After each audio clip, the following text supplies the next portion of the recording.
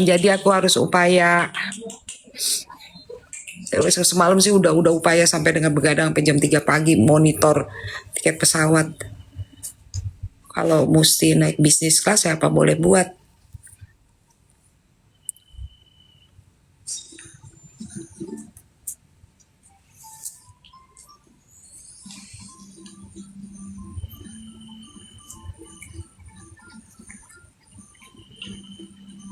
Iya Mel, Bunda nggak mau terpancing lagi yang pertanyaan kayak gitu. Kalau ada pertanyaan yang hanya mau investigasi dan cari tahu dan memancing emosi, Bunda langsung blok sekarang. I don't care even my follower only left 100 or 1000, I don't care. Gitu. Karena bundanya mau yang betul-betul pendukung di kita Mirzani yang follow. Iya Zaidan, Bunda juga berharap bisa direct langsung duduk di situ dan dengar dan juga mencari tahu mengenai dan mempertanyakan kenapa kok ada yang bilang eksepsi ditolak sebelum persidangan dimulai. Itu pasti saya pertanyakan. Itu. Kalau kalian ragu atau bingung, ada petugas yang bisa dipanggil. Nggak usah takut, mereka berani. Kan itu menyangkut undang-undang kerahasiaan publik. Iya, Rusna Hasan.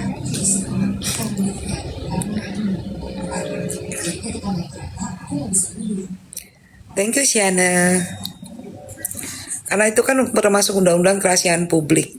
Kok eksepsi belum dibacakan, udah ada yang mengetahui isi eksepsinya. Apakah ia seperti itu? Kalau memang sama persis, ya artinya kan ada yang membocorkan. Nah, itu harus diselidiki oleh Pengadilan Negeri Jakarta Selatan dan juga pihak JPU. Kok sampai ada yang mengetahui eksepsi sebelum dibacakan? Karena eksepsi itu adalah kerahasiaan publik. Gitu. Iya TV Rai belum dapet tiket ke Jakarta dan sedang berupaya terus. Lagi berupaya terus menerus.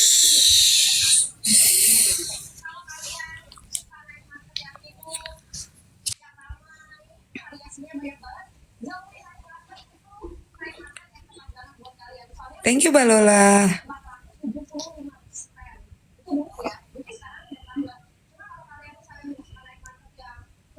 Tuh, masa ke Jakarta 10 jam.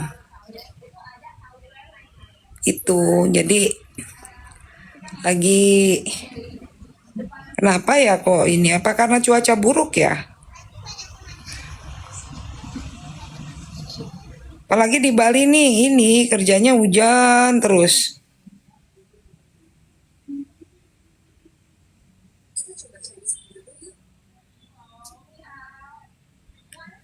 Thank you Sunshine, halo, selamat sore, selamat hari Minggu. Thank you.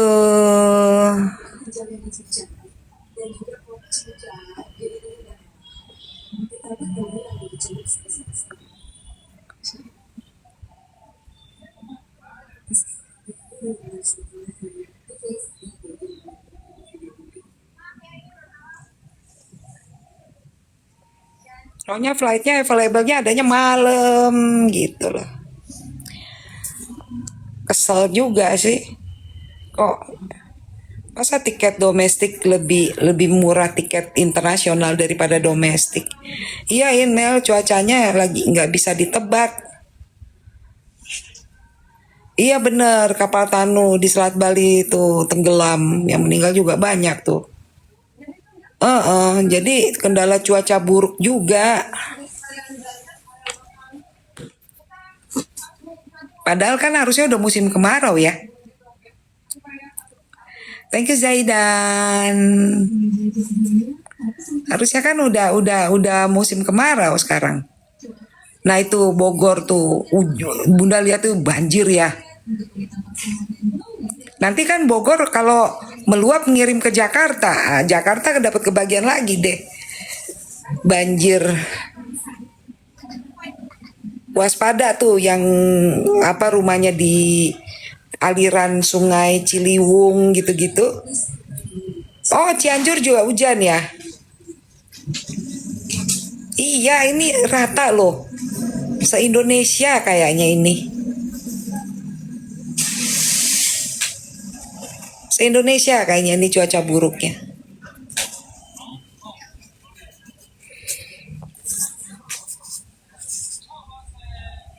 Sidang One Prestasi minggu depan.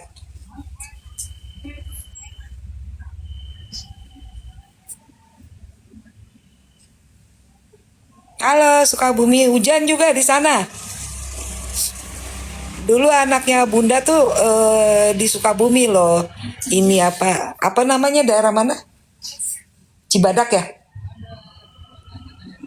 Anaknya Bunda tuh ini dokter internship di Sukabumi.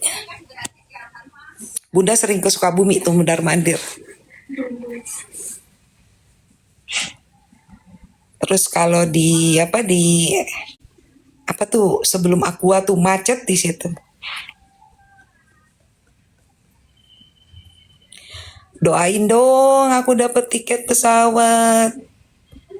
Kerawang juga hujan terus menerus. Nah kan apa itu yang bikin pesawat jadi ini ya sulit dapet ya?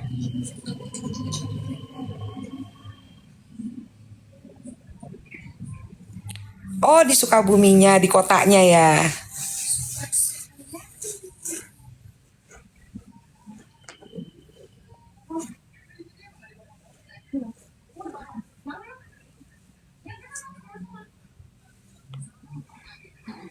Jero Dewi mau sidang.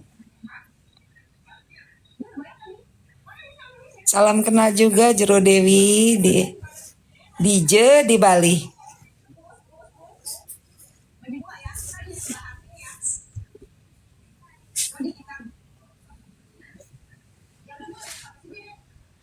Aku tinggal di mana aku rahasiain ya sampai sidangnya selesai.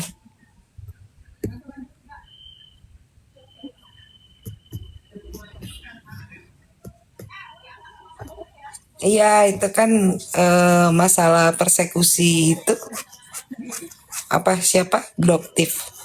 Nah itu Bunda nggak tahu tuh, Bunda nggak ngikutin. Iya nggak akan aku spill tinggalnya. Thank you Andriani.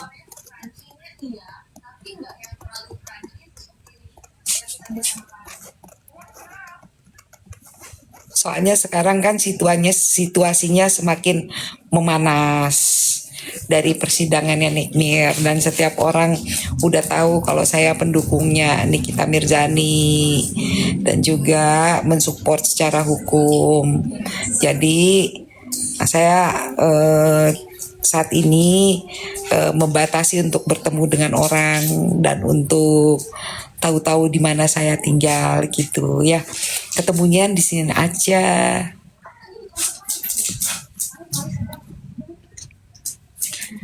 Tadi aku udah jelasin tuh kalau yang mengenai all itu ya itu kan kalau memang nggak bener beritanya Tempo ya somasi aja gugat aja pencemaran nama baik kan gitu kan ada langkah hukum yang bisa dilakukan kalau nggak melakukan langkah hukum cuma ngoceh-ngoceh aja di media sosial itu percuma itu karena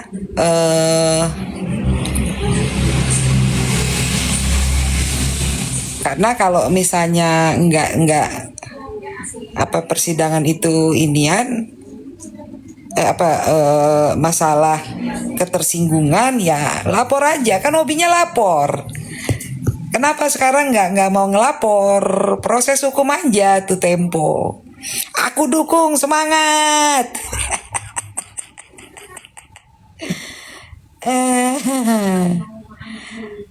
Katanya Val yang tinggal di Bali sudah bla bla bla. Aduh, aku nggak tahu, nggak kenal. Masa sih DPO kemarin kan di pengadilan dia datang. Aku hanya kenalnya melalui TikTok. Kan dia datang ke persidangan. Bunda ya nggak pernah datang.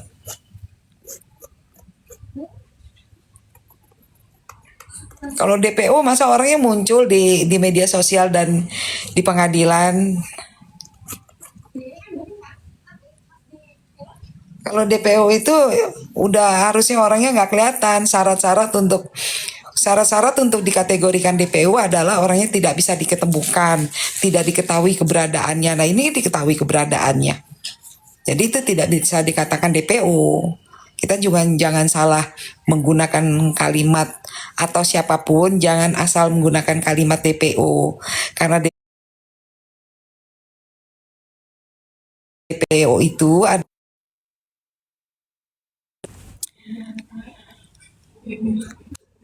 Karena kalau kalau DPO itu dia tidak diketahui keberadaannya. Itu kan diketahui keberadaannya. Buktinya ada yang tahu di Bali, ada yang itu nggak tahu tuh apa masalahnya dan kaskusnya.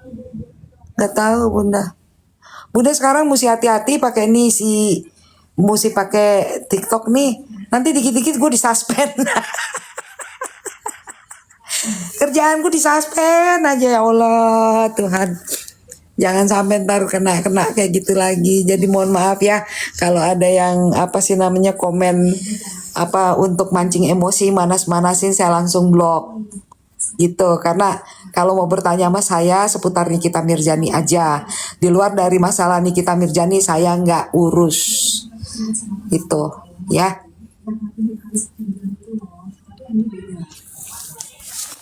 Mau apapun masalahnya itu saya nggak urus. Urusan saya hanya untuk masalah seputar hukum Nikita Mirzani gitu. Dan saya akan tetap mendukung Nikita Mirzani sampai kapanpun karena saya berkeyakinan bahwa itu bukan tindak pidana.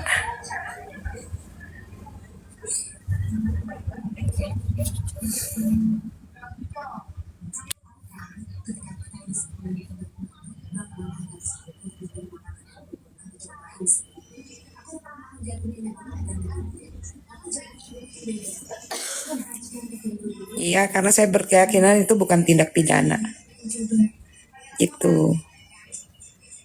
Dan itu tidak ada yang bisa merubah apa yang menjadi keyakinan saya.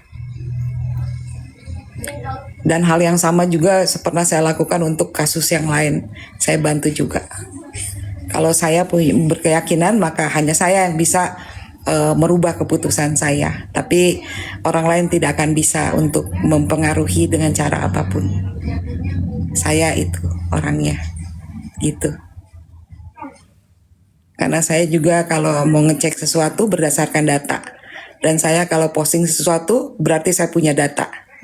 Dan kalau saya posting itu berarti data saya valid. Karena saya sadar bahwa negara ini adalah negara hukum dan kemudian saya juga adalah seorang sarjana hukum, jadi saya tahu segala resiko dan konsekuensinya. Dan saya bukan buzzer. Ya. Kalau buzzer itu tidak akan menunjukkan mukanya. Bahkan akunnya aja sendiri mungkin ada 7, 5 fake account kayak gitu. Saya hanya punya 2 account, yang satu untuk cadangan. Kalau seandainya akun Instagram saya yang utama tiba-tiba hilang. Karena udah ada yang pernah coba hilangin 2 kali gitu.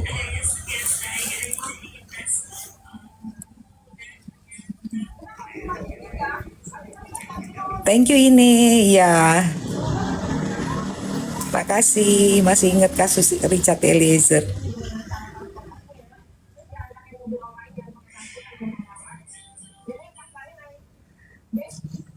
Karena saya kalau kalau udah punya keyakinan seperti itu bahwa itu bukan tindak pidana, saya berdasarkan ilmu hukum, bukan berdasarkan apa katanya dan atau gosip-gosip ataupun apa sih namanya berita-berita yang dipotong-potong atau diedit-edit. Enggak, saya selalu mencari data misalnya untuk mengetahui pendidikan seseorang.